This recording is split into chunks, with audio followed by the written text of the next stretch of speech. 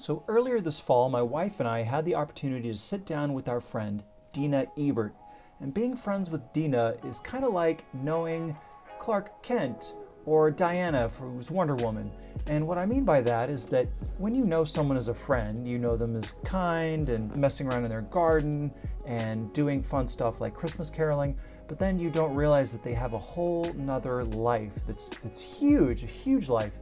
And that's Deena's career. She spent the last 16 years working for the fish philosophy, and that means that she's had over 600 speaking events as a motivational speaker, 100,000 attendees, 11 countries, 40 states, a couple companies you may have heard of like Apple, Best Buy, Chevron, Hilton Hotels, Bayer, Johnson & Johnson, and a whole bunch of other places as well.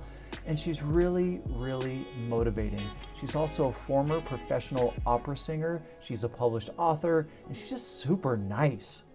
So it was really nice for us to sit down with her and ask her to translate her superhero job into things that I could use as I travel around and meet people on our Ural Sidecar motorcycle, but also maybe some things that might be helpful for you. So we talked a little bit about travel, a little bit about meeting people, and just being a good person in general. I hope you watch, and I hope you enjoy, and I hope that you learned something. Very exciting. I'm a motivational speaker. Yep.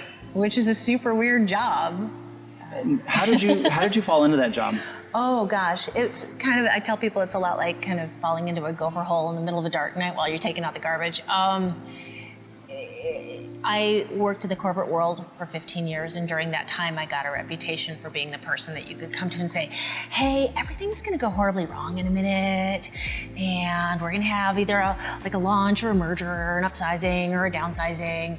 Can you just make people feel better about that? And I just got a reputation for being unafraid of Sure. the ugly conversations, because I think those are just really a nice springboard to something that's going to be better. So because of my reputation doing that, then I ended up transitioning out of the corporate world and into speaking.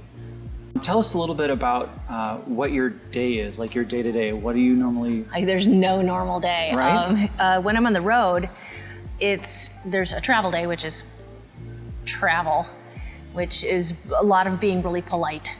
Because I think if you were going to travel, you should just be incredibly polite and very respectful of people. It makes everything go a lot easier. So one of the things about being a motorcyclist is that we travel a lot. And most people, myself included, chose motorcycling as a pursuit for a variety of reasons, including being by ourselves. Okay. But as a byproduct of travel, we encounter others. And as travelers encounter travelers, they want to converse. So as a traveler yourself, and also as someone whose job it is to connect people and to build communities, how do you meet the real people whenever you land at a different location? You're in a new city. How do you meet people? How do you talk to people? I think people like to tell their story. I think people feel invisible very often these days, or they don't feel heard when they do tell a story. So I learned this from my mom. She's wonderful at creating environments where people feel really comfortable and welcome. She's just curious about people. Sure. She says, "Tell me about you. Like, what's your jam? Why are you here? What's fun? You know?" And sometimes people are like, "Hey, man, I don't feel like talking." It's all cool. You can back off, but you'll be able to tell just by people's body language, their facial expression, their tone of voice, whether they lean toward you and they look at you. You get that little bit of eye contact. You'll notice right away if someone is feeling seen. Sure. And I believe that because we are so invisible and distracted and behind the shield of maybe our work or our device, once those false obstacles fall away and people realize that they actually have this moment to interact with another human, they will be more forthcoming with the story. Sure. But you've got to be a good listener for it. And maybe have more in common than they thought. Yeah. For sure. Yeah, because it doesn't matter where we grew up. We could grow right next door to each other. We might have completely different lives. We might come from across the country and find out that we've got a lot in common.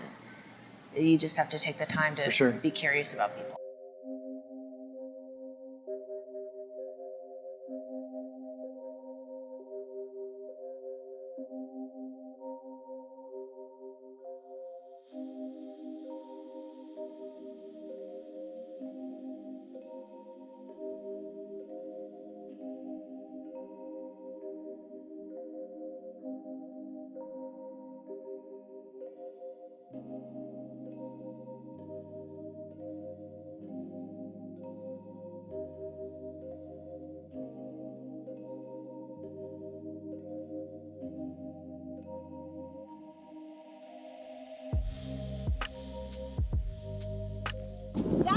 Did you have a nice time? I loved it. Great. How could you not?